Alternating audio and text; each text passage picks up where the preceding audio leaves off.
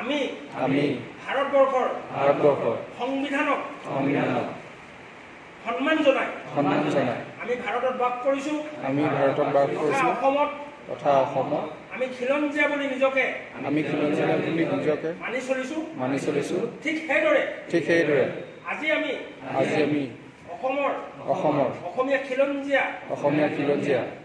অসমীয়া যুৱ মঞ্চৰ একোজন সদস্য হোৱাৰ আমি পণ ল'বলৈ আহিছো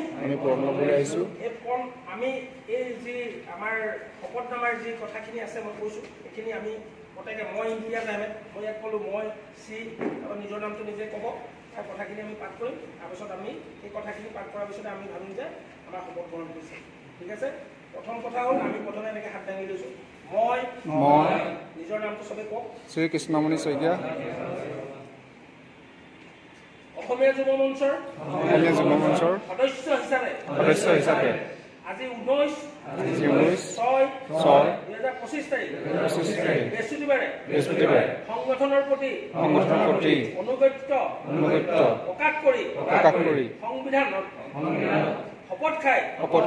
প্ৰতিজ্ঞা কৰোঁ যে মই সংগঠনৰ গোপনীয়তা পবিত্ৰতা নিয়ম শৃংখলা আৰু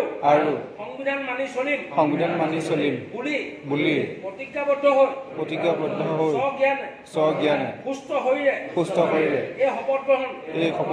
পাত্ৰ স্বাক্ষৰ কৰিলো আৰু জয় আইখন অসমীয়া যুৱ মঞ্চৰ জিন্দাবাদ অসমীয়া যুৱ মঞ্চৰ জিন্দাবাদ অসমীয়া যুৱ মঞ্চৰ জিন্দাবাদ জয় আইখন